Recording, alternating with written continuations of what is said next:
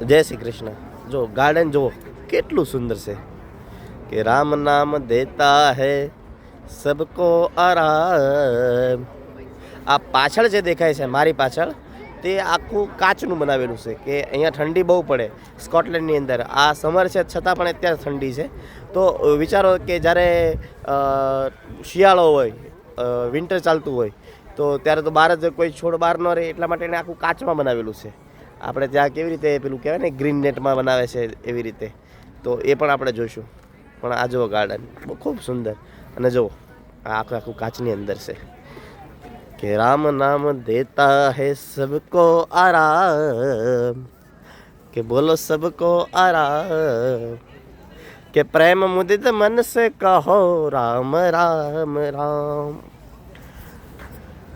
આજે 11 છે એટલે ભગવાન રામનું નામ લેતા જાઓ અને બધું જોતા જાઓ કે પાપ કટે દુઃખ મિટે લેત રામ નામ, નિરાધાર કો આધાર એક રામ નામ, કે શંભુ હૃદય સદા જપત એક રામ નામ. કે પરેશભાઈ અમારે જો વિડીયોગ્રાફી કરી રહ્યા છે. પરેશભાઈ કેવું લાગે છે ગાર્ડનમાં આવીને? કેવું લાગ્યું યુકેમાં? ભાઈ આહા રામ નામ. સ્કોટલેન્ડમાં આવ્યા તો સ્કોટલેન્ડમાં તો અમને પરેશભાઈ જલસા કરાવ્યા અને ખાસ કાલ રાતે જે પરેશભાઈ જે જલસા કરાવ્યા છે, જે એન્જોય કરાવી છે એ કેમ ભૂલાય? પરેશભાઈ એક બે શબ્દ બોલો. એક જ શબ્દ બોલો, કેમ સ્કોટલેન્ડ સારું છે. એન્ડ અમારા રાજભાઈ એન્ડ અમારા પ્રબોધભાઈ ભાઈ ભગવાનના ભગત છે રાજભાઈ. આજે 11 કર્યા છે રાજભાઈ. 11 કરી છે? હા 11 કરે છે. કેવું લાગે છે? બાલ આજે દેવપોડી જે 11 છે હા અને જેનો ચતુર્માસ આજથી ચાલુ થશે યસ. અને દેવપોડી 11 ની જે પ્રમાણેની તમારા સ્વમુખે અમે સાંભળ્યું હતું સવારના યસ કે આજે ભગવાન આરામ ઉપર પધારે છે 4 મહિના યસ અને એમની ગેરહાજરીમાં આહા. શંકર ભગવાનનું ફેમિલી યસ જે આ સંસારનું ચલન કરવાના છે, યા તો એ નિમિત્તે દેવપોડી 11 ના દિવસે આપણે બધા સાથે મળીને આ બોટની ગાર્ડનમાં ફરીએ છીએ. યા અને વરસાદ પણ ચાલુ થઈ ગયો છે. તો ચાલો હવે ગાર્ડનની અંદર પ્રવેશ કરીએ છીએ. મિત્રો સબસ્ક્રાઇબ કરવાનું ભૂલતા નહીં. વામન મહારાજ જાની ભાગવત કથાકાર. રાધે રાધે. ચલો ચાલો રાખશું આજે વિડીયો. આજે વિડીયો આપણે આખો લેવાનો છે અનકટેબલ વિડીયો. જો હવે આપણે અંદર આવી ગયા છીએ અને આપણે અંદર પ્રવેશ કરી લીધો છે. હવે અહીંયા આપણને ગરમી જેવું લાગે છે થોડું થોડું, બરાબર.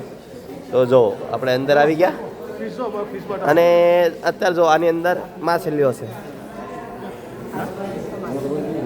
અને આ માછલીઓ જુઓ ચારે બાજુ. લાલ પીળી માછલી દરિયામાં રહેવા વાળી. જુઓ ખૂબ સુંદર બનાવ્યું છે ગાર્ડનો. હવે આપણે ગાર્ડનમાં નાના નાના જ્યાં ઓલા છે છોડવા છે એ જોવા માટે જઈએ છીએ. આપણે નાના છોડવા જોઈશું.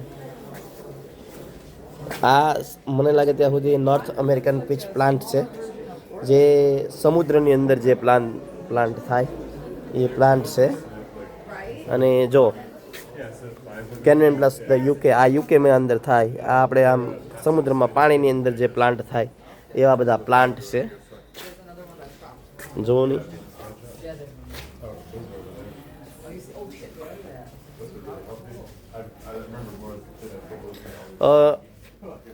દુનિયાનો 70% ઓક્સિજન એ સમુદ્રમાંથી આવે છે. અત્યાર સુધી આપણને એમ હતું કે વૃક્ષોમાંથી આવે છે, પણ ઓરિજિનલ ઓક્સિજન જે છે એ સમુદ્રમાંથી આવે છે. અને સમુદ્રની જે વનસ્પતિ જે સમુદ્રની અંદર છે એમાંથી એ આવે છે. તો આ સમુદ્રની ઓક્સિજનની વનસ્પતિ કેવી રીતે બને, કેમ બને, ક્યાં બને, શું કરવા બને, જો વાંચો.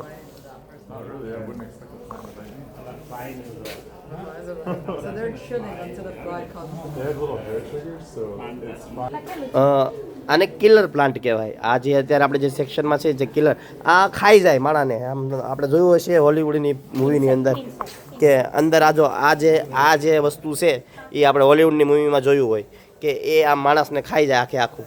તો આ એવા છે કે નાના નાના જીવજંતુઓને ખાઈ જાય એવા પ્લાન્ટ. બરાબર, દેટ્સ આપણી ભાષામાં કહીએ તો માંસાહારી પ્લાન્ટ.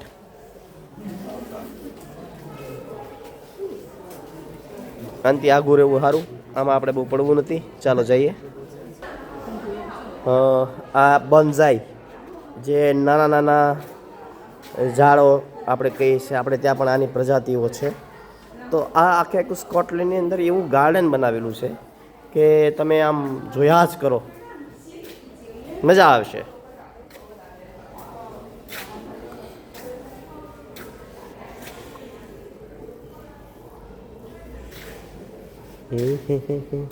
થોર ટાઈપ, આપણે ત્યાંને થોર કહીએ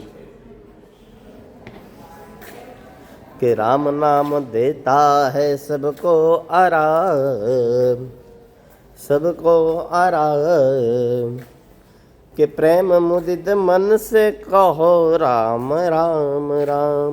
ચાલો બીજા સેક્શનમાં જઈએ. જો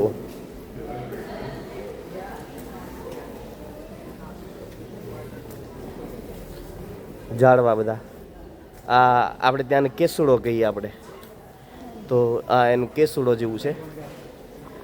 એન્ડ રોક એન્ડ ફ્રેશ બધા જંગલી ઝાડવા. ગાર્ડન તો જોવો બનાવ્યું એને, અંદર ઉપર આખે આખું ગ્રીન નેટ નાખીને આપણે કેવું બનાવી છે એની જેમ.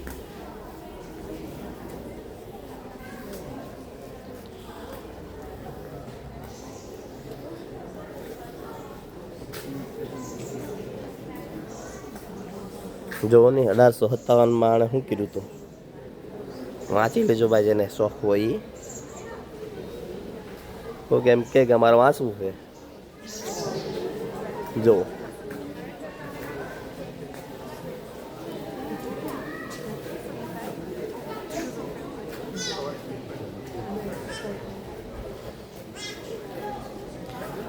કેળના પાન છે. આમાં આગળ જઈએ એટલે આપણે સત્યનારાયણ ભગવાનની કથામાં જેનો ઉપયોગ થાય, આપણને જે વિશે ખબર છે એ કેળ. કેળ ઓરિજિનલ સ્વર્ગની વનસ્પતિ છે, સ્વર્ગમાંથી લાવવામાં આવી હતી. ખૂબ પવિત્ર ગણવામાં આવે છે કેળાને, આપણે જે કેળા કહીએ. અને આજે તો 11 છે, તો જેથી આપણે એ કેળા ઉપવાસમાં ખાશું, તો એ કેળના જે ઝાડ છે એ ત્યાં છે, બરાબર. અને બાકી બધા ઝાડવા, અને આ બધા ભૂરિયાઓને બધાને બહુ શોખ હોય ઝાડવા વિશે જાણવાનો, બધી વસ્તુનો. તો જોવાની બધા વાંચે છે હોની રુચિ પ્રમાણે. जिसकी जैसी रुचि प्रभु मूर्त देखे वैसी.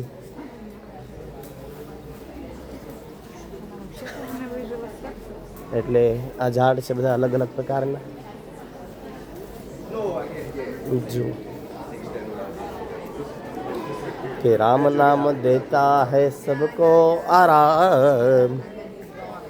જો યુરેટિયસ નામનું આ રોયલ બોટેક ગાર્ડનનું ઝાડ છે. શાંતિથી વાંચી લેજો. આ આપણે આખે આખો બગીચો, હું જેની વાત કરું છું ને, જે બગીચામાં આપણે ઊભા છીએ એ આવી રીતે બનાવેલો છે. અને 1940 થી 1950ની અંદર આ બગીચો બનાવવામાં આવ્યો હતો.